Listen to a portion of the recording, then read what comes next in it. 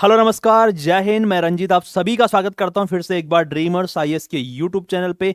प्यारे साथियों, आइए शुरू करते हैं अपनी 10 मिनट करंट अफेयर सीरीज। तो ये रहा सीरीज का पहला क्वेश्चन। क्वेश्चन है, which Indian state share a border with Bangladesh but not with Myanmar. है ना, बांग्लादेश से बाउंड्री शेयर कर रहा है बट जो है म्यांमार से नहीं कर रहा है, क्योंकि अभी आप देख रहे हैं रिसेंटली बांग्लादेश में जो प्राइम मिनिस्टर थी, है ना, शेख हसीना, उनके ऊपर जो है वहां पर डेथ सेंटेंस यानी मृत्युदंड, फांसी की सजा उनको दे दी गई उस किसी ट्राइब्यूनल के द्वारा बांग्लादेश में, जो खुद हालांकि बांग्लादेश ने फॉर्म किया था 2009 में। ठीक है, अभी फिलहाल ठीक है, अभी उनके पास लीगल राइट है कि अगले 20 दिन तक वो कोर्ट में चैलेंज कर सकती है, हाई कोर्ट में वो चैलेंज कर सकती है।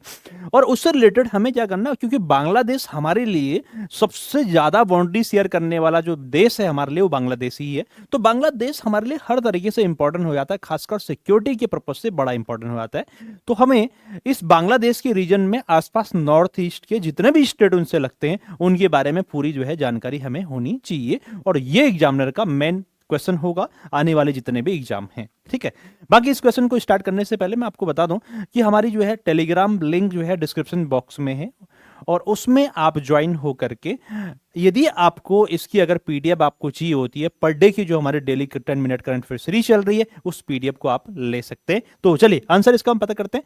तो पहला 4 यानी ऑप्शन आपको दिख रहे हैं, तो वेस्ट बंगाल, असम, मेघालय, त्रिपुरा। ठीक है, इस क्वेश्चन का आंसर हो जाएगा। आइए देखते हैं, ये आप देख रहे हैं इंडिया और ये आप देख पा रहे हैं बांग्लादेश है। तो पहले तो भाई बांग्लादेश ये सबसे ज्यादा बाउंड्री शेयर कर रहा है, और ये आपका वेस्ट बंगाल है ना, वेस्ट बंगाल की सबसे ज्यादा सीमा लगती है बांग्लादेश से। और उसके बाद त्रिपुरा भी मिल जाएगा, असम भी है, मेघालय, यानी 4 स्टेट ऐसे हैं जो वेस्ट बंगाल, असम, मेघालय, त्रिपुरा, जो बांग्लादेश से बाउंड्री टच तो कर रहे हैं बट किससे नहीं कर रहे हैं, म्यांमार से नहीं कर रहे हैं।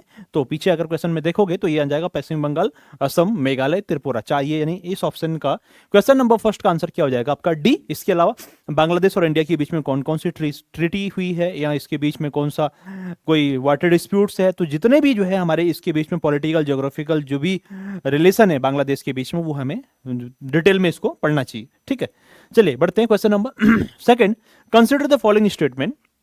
और क्वेश्चन है, the union home ministers is the ex officio chairman of all zonal council. Zonal council favourite topic होता है, आप जानते हैं यूपीएससी का ये। ठीक है, जोनल काउंसिल आप लोगों ने नाम सुना होगा, जिसको हम क्षेत्रीय परिषद बोलते हैं। और ये कह रहा है जो केंद्रीय गृह मंत्री होते हैं वो सभी जोनल कमीशंस के क्या होते हैं, पदेन अध्यक्ष होते हैं। और सेकंड आप देख रहे हैं, the chief ministers of the host state becomes the vice chairman on a rotation basis. यानी एक जोनल कमीशन आप जानते हैं, एक से अधिक राज्य आते हैं, तो क्या होते हैं वो एक सीक्वेंस के आधार पे या फिर रोटेशन बेस पे क्या होते हैं उसके चेयर यानी वाइस चेयरमैन होते हैं। 2 ऑप्शन आपके सामने दिए गए, और यहाँ पे आपको दोनों ऑप्शन बिल्कुल इसके सही होने चाहिए। पहला भी सही है, दूसरा भी सही है। जोनल कमीशन का हेड कौन होता है, प्राइम मिनिस्टर होता है, सॉरी इसका होम मिनिस्टर होता है, और इसका जो वाइस चेयरमैन होता है वो आपका स्टेट जो होंगे उसके आसपास जितने भी स्टेट्स उस काउंसिल के अंतर्गत आती हैं उसी के होंगे, किस आधार पे, रोटेशन बेसिस पे ये होंगे। अब जानते हैं भारत में टोटल कितने जोनल कमीशन है। कोई बच्चा कहता है सर भारत में 6 जोनल कमीशन है। बच्चों भाई अभी अभी टोटल अगर देखा जाए तो भारत में आपको टोटल 5 जोनल कमीशन ही आपको आंसर मिलेगा, है ना। 6 हालांकि आप लोगों ने पढ़ा होगा, ठीक है, कहीं पे एग्जाम में या फिर किसी बुक में भी दिया होगा 6 जोनल कमीशन है। बट जो ये जोनल कमीशन होते हैं जो 5 थे पहले, यानी स्टेट रीऑर्गेनाइजेशन एक्ट आता है 1956 में, तब जो है 5 क्षेत्रीय परिषद बनाई गई थी। और जो आप पढ़ रहे हैं ना नॉर्थ ईस्ट वाला, वो इसके अंडर में नहीं आता है, तो 1971 में बनता, उसको लगा करके 6 है। अदरवाइज यानी अगर आपके पास क्वेश्चन आता है कितने जोनल कमीशन है, तो 5 ही आपका आंसर आएगा। और 5 में आप देख रहे हैं ये आपका नॉर्थ जोन हो गया आपका, इसमें ये आपके स्टेट हो जाएंगे, फिर सेंट्रल जोन हो जाएगा, फिर ईस्टर्न हो जाएगा, वेस्टर्न हो जाएगा, और सदर्न जोन जो है इसके अंतर्गत इतने स्टेट से, और प्लस साथ में यूटी भी इसमें आती है। तो एक बहुत अच्छा क्वेश्चन बन सकता है यूपीएससी के किसी भी एग्जाम को लेकर के, चाहे वो सीडीएस है, सीपीएफ है, या फिर आपका सीपीएफ है, या फिर आपका एनडीए का एग्जाम है, तो उसको लेकर के, इस जोनल कमीशन को लेकर के अच्छा क्वेश्चन बन सकता है। बाकी एक चीज और याद कर लीजिएगा, जो जोनल कमीशन है वो कॉन्स्टिट्यूशनल बॉडीज नहीं है, वो पार्लियामेंट के द्वारा लॉ बना करके स्टेट रीऑर्गेनाइजेशन एक्ट के थ्रू 1956 में इसको स्टैब्लिश किया गया था। चलिए बढ़ते हैं question number third. Which of the followings में increase a country trade deficit. Recently आप देख रहे हैं हमारा व्यापारिक ट्रेड डेफिसिट के में से होता है प्यारे साथियों क्या, व्यापारिक घाटा। और व्यापारिक घाटा के साथ आप लोगों ने एक और शब्द सुना होगा बीओपी, जिसको आप बैलेंस ऑफ पेमेंट भी बोलते हैं, है ना, ये भी आपने सुना होगा। तो बड़ा सिंपल सा है, अगर इसकी अगर बात करें ट्रेड डेफिसिट किसे कहेंगे, सपोज मान लीजिएगा जब भारत क्या करेगा, एक्सपोर्ट क्या करेगा, कम करेगा, और इंपोर्ट क्या करेगा, ज्यादा करेगा, तो उस कंडीशन में हमारा इंपोर्ट ज्यादा हो रहा है लेकिन एक्सपोर्ट हम कम कर रहे हैं, तो क्या बोलेंगे उस कंडीशन को, उसे बोलेंगे आप क्या, ट्रेड डेफिसिट यानी व्यापारिक घाटा हम कहेंगे। जब हम निर्यात तो कम कर रहे हैं लेकिन आयात ज्यादा कर रहे हैं तो वो ट्रेड डेफिसिट वाली कंडीशन होगी। बैलेंस ऑफ पेमेंट जो है उसमें यानी नेगेटिव में या माइनस में जाएगा, ठीक है ना। तो ये यही बात कर रहा है कि बैलेंस ऑफ पेमेंट या फिर हमारा ट्रेड डेफिसिट जो है कैसे बढ़ सकता है, क्या रीजन उसके होने चाहिए। रुपये का अवमूल्यन करना, ठीक है, डेप्रिसिएशन का कोई मतलब इसका नहीं है। दूसरा आप देख रहे हैं क्या लिखा हुआ, आयातित वस्तुओं की घरेलू खपत में वृद्धि करना, यानी high domestic consumption of the imported goods, बिल्कुल ही हो सकता है ना। हमने क्या करा, हम इंपोर्ट कर रहे हैं और इंपोर्ट का हम हाई कंजप्शन कर रहे हैं अपने यानी घरेलू मार्केट में या फिर डोमेस्टिक लेवल पे उसका ज्यादा यूज कर रहे हैं। तो भैया इसका मतलब हमें, जैसे आपके रिसेंटली गोल्ड की हम देख रहे हैं बहुत ज्यादा क्या कर रहे हैं, उसका हम इंपोर्ट कर रहे हैं, तो उससे क्या होगा, हमारा इंपोर्ट बढ़ेगा, एक्सपोर्ट कम हो रहा है। और वैश्विक वस्तु यानी आपका increase in global commodity price, ठीक है, यानी वैश्विक वस्तुओं की कीमतों में क्या करेंगे, यदि वृद्धि करेंगे तो शायद इसका मतलब कोई देश हमसे खरीद नहीं पाएगा। इसका मतलब सर इस क्वेश्चन का आंसर सेकंड और थर्ड सही होने चाहिए, तो आंसर हो जाएगा इसका बी एंड थर्ड, इसका करेक्ट आंसर हो जाना चाहिए, ठीक है। ये इकोनॉमिक्स का टॉपिक आप देख पा रहे हैं। क्वेश्चन नंबर 4 है, consider the following statement about Ashtamudi lake, है ना। अष्टामुडी लेक आप जानते हैं, अष्टामुडी लेक केरला में है और एक कोस्टल जिसको आप लगून लेक बोलते हैं, केरला में आपको मिलेगी ये। और थोड़ा सा इसकी लेक के बारे में आप देख लें एक बार। ये है लेक आपकी अष्टामुडी, हालांकि आपको इमेज दिख रही है बट मैप में आप देखोगे तो केरला वाला जो रीजन ये है आपका, इस रीजन में आपको मिलेगा अष्टामुडी लेक, यहाँ पर आपको देखने को मिलेगी, इस रीजन में अष्टामुडी लेक आपको देखने को मिलेगी। और ये कोस्टल भी है और साथ ही साथ ये लगून लेक भी है। इसके बारे में एक ये आपको दिख रही है बच्चों यहाँ पे डॉल्फिन, यदि आपने आज का न्यूज़पेपर पढ़ा होगा ना तो एक मतलब अजीब सी चीज़ देखने को वहाँ पर मिली है। यहाँ पर जो डॉल्फिन फिश है ना और साथ ही साथ वहाँ के जो मछुआरे हैं ना, उनके बीच में एक अच्छी अंडरस्टैंडिंग देखने को मिल रही है। मतलब ये मान के चलेगा, ये कर रही है, भैया मछली मैंने एक जगह रोक के रखी है, डरा के रखी है, ये कहीं नहीं जाएंगे, आप आओ यहाँ पर जाल डालो और मछली लेके आओ और कुछ मेरे लिए भी रख के जाओ, है ना। और उनको इशारे भी कर रही है मछुआरों को कि हाँ भैया यहाँ पे मैंने मछलियां बहुत ज्यादा रखी हुई है, ठीक है। तो ये चीज देखने को मिली है, ये डॉल्फिन है या हम डॉल्फिन जैसे हम बोलते हैं। तो क्वेश्चन था, it is a brackish water lake location located in the state of Kerala, पहला बिल्कुल सही है, यानी ताजा और खारा, क्योंकि भैया ताजा खारा दोनों वाटर यहाँ पे मिलते हैं। सेकंड बोल रहा है it is designated as a Ramsar site, ये भी बिल्कुल सही होना चाहिए, तो दोनों ऑप्शन इसके बिल्कुल सही होंगे, ठीक है। और कमेंट करके प्लीज आपको फिर से बताना है कि वर्ल्ड या इंटरनेशनल वेटलैंड डे कब सेलिब्रेट किया जाता है। क्वेश्चन फिर से सुनिएगा, इंटरनेशनल वेटलैंड डे कब सेलिब्रेट करते हैं। नाउ क्वेश्चन नंबर 5 है, the post act 2013 is based on the which supreme court judgement, है ना। पोस्ट एक्ट आप जानते हैं, है ना। पोस्ट एक्ट के बारे में ये बोल रहा कि किस सुप्रीम कोर्ट के जजमेंट के थ्रू इसको यानी कि बेस्ड है, जैसे आपने पोक्सो एक्ट सुना था ऐसे पोस्ट एक्ट भी आपका।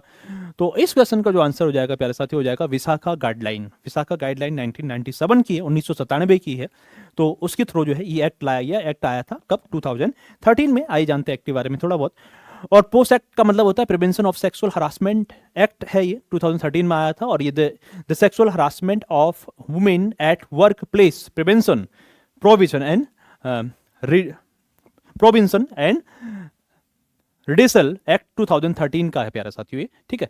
तो ये इसका फुल फॉर्म हो जाएगा, वर्क प्लेस पे जितने भी सेक्सुअल हरासमेंट जैसी कंडीशन होती है उसके अगेंस्ट यानी उसको रोकने के लिए, उसको प्रोहिबिट करने के लिए एक्ट लाया गया था। 2013 का ये एक्ट है।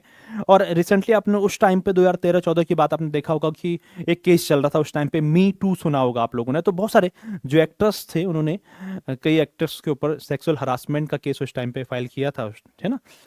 तो इसका पर्पज वही है, प्रिवेंट करना या फिर ये जो ऐसी एक्टिविटीज है उसको रोकना, इसका मेन पर्पज है। और सुप्रीम कोर्ट ने विशाखा गाइडलाइंस 1997 के थ्रू जो है इसको एक्ट बनाया था 2013 में, उसका नाम है पोस्ट एक्ट, ठीक है। चलिए बढ़ते हैं।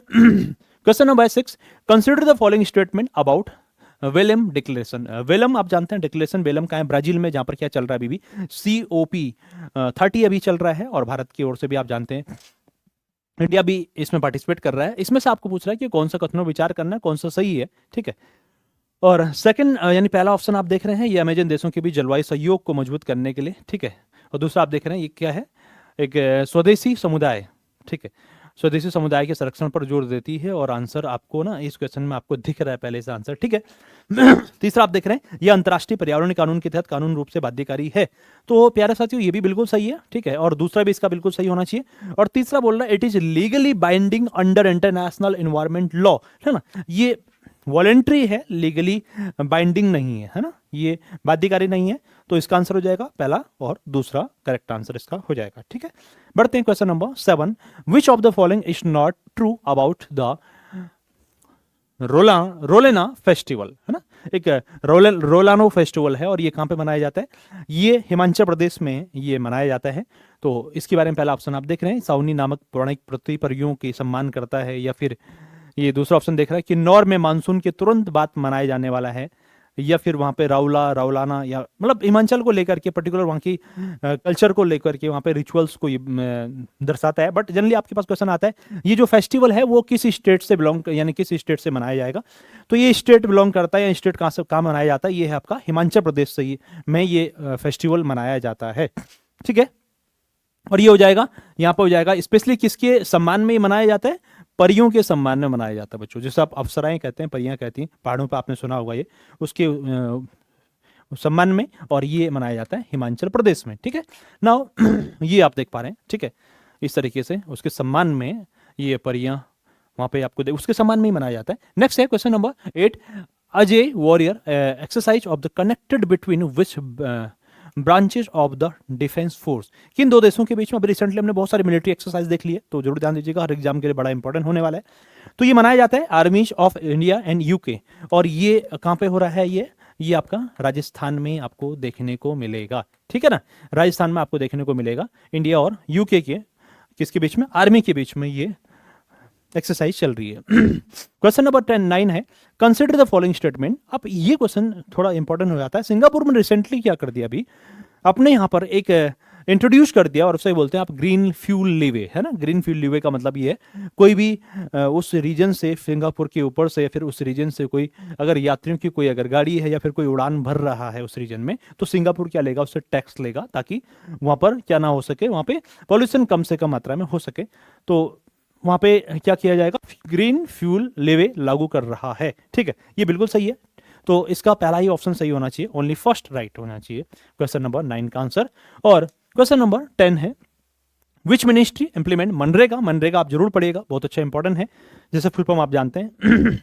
Mahatma Gandhi national rural employment guarantee act, और इसको लागू किया गया था 2 Feb 2005 में इसको लागू किया गया था। और कहाँ से हुआ था ये, आंध्र प्रदेश के, ये हुआ था अनंतपुर डिस्ट्रिक्ट से इसको लागू किया गया था, आंध्र प्रदेश के अनंतपुर डिस्ट्रिक्ट से इसको लागू हुआ था। और ये 2025 में भारत इसकी 20वीं, यानी हम 20 बर्थ एनिवर्सरी इसकी मना रहे हैं, या 20 एनिवर्सरी इसकी मना रहे हैं मनरेगा की। और पहले इसके किस नाम से जानते थे, पहले इसको नरेगा के नाम से इसको जाना जाता था, ठीक है, मतलब एम हटा दीजिएगा, MN, और ये हो जाएगा REGA, ठीक है, नरेगा के नाम से इसको जाना जाता था, और बाद में इसको मनरेगा कर दिया गया। और इसमें 2005 में ये लॉन्च हुआ, और अनंतपुर से आंध्र प्रदेश की, और इसमें 365 दिन में से कम 100 दिन जो है रोजगार दिया जाएगा। और ये पूछ रहा है किस मिनिस्ट्री के अंडर में ये आता है, तो ये हो जाएगा आपका मिनिस्ट्री ऑफ रूरल डेवलपमेंट, और स्पेशली ये रूरल के लिए ये प्रोग्राम चलाया गया है।